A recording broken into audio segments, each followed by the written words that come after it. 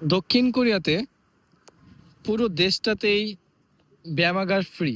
মানে আপনি পার্কে গিয়ে দেখবেন যে এরকম বড় বড় মেশিন বসিয়ে রাখছে, যারা অসুস্থ তারা যাতে ব্যায়াম করতে পারে বা যারা হেলথ কনসিয়াস তারা ব্যায়াম করতে পারেন। এখানে আবার কি দেখতেছে, আমাদের বাঙালি ভাই ব্যায়াম করতেছে। ফিরোজ ভাই, কি অবস্থা? আলহামদুলিল্লাহ, কেমন আছেন? আলহামদুলিল্লাহ ভালো। আপনি কি করতেছেন এখানে? এই তো ভাই, একটু ব্যায়াম করতেছি। আসলে এটা ব্যায়াম করা আমাদের শরীরের জন্য খুবই উপকারী। আপনারা দেখবেন এই কোরিয়াতে যে আপনারা দেখেন প্রায় কিছুক্ষণ পর পরই 1 কিলোমিটার পর পরই এরকম পার্ক আছে। পার্কে পর্যাপ্ত পরিমাণে ব্যায়ামাগার আছে। সেখানে বয়স্ক থেকে শুরু করে কোরিয়ান ইয়াং জেনারেশন যারা, তাদের ফ্যাট নেই। কারণ তারা সবাই কোনো না কোনো কর্ম নিয়ে ব্যস্ত। ফ্যাট খুবই কম আছে। আর এরা খুবই পুষ্টিকর খাবার খায়, যার কারণে এদের মনে করেন মানে ফ্যাট ততটা নাই।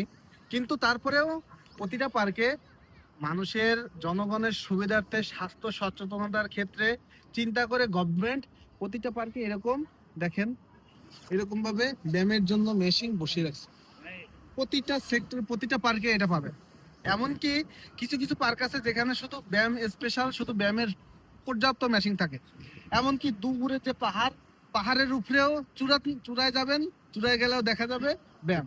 পাহাড়ের উপরে যে ব্যায়ামের সিস্টেম আছে, ব্যায়ামের যে মেশিনগুলো আছে, এগুলো আপনাদের পরে দেখাবো। অবশ্যই আমরা একদিন দেখাবো। কিন্তু আমার কথা হচ্ছে, দেখেন এরা জনগণের কত চিন্তা করে। গভর্নমেন্ট জনগণের স্বাস্থ্য সচেতনতা চিন্তা করে পার্কে কে আসবে ভাই? আমাদের দেশে যদি এরকম ভাবে রাখে, তাহলে দেখা যাচ্ছে আজকে লাগাই দিয়েছে, কালকে এসে আর পাবে না, খুঁজে নিয়ে গেছে। আসলে এটা কার দোষ? সরকারের দোষ? কখনোই না, সরকারের দোষ না, এটা হচ্ছে আমাদের জনগণের দোষ। সো এই জনগণের যে দোষ, আসলে যে মনে করেন আজকে যদি রেখে যায়, কালকে যদি না পায়, এটা কে দায়? গভর্নমেন্ট দায়। কারণ কেন? যে চুরি করতে আসবে, যদি তার একটা কর্মস্থলের ব্যবস্থা হতো, তাহলে কিন্তু সে চুরি করতে আসতো না। কারণ যদি কেউ চুরি করে কোনো জিনিস, যে কোনো জিনিস, সে কিন্তু একদম না ঠেকার কারণে না পেরে তারপরে চুরি করে। সো এর জন্য পর্যাপ্ত কর্মসংস্থান আমাদের দেশে দরকার। সো এই কর্মসংস্থানের যে ক্ষেত্রে যেন গভর্নমেন্ট খুব বেশি দৃষ্টি আকর্ষণ দেয়, আমরা সেই কামনা করি বাংলাদেশ স্কোয়াডের পক্ষ থেকে।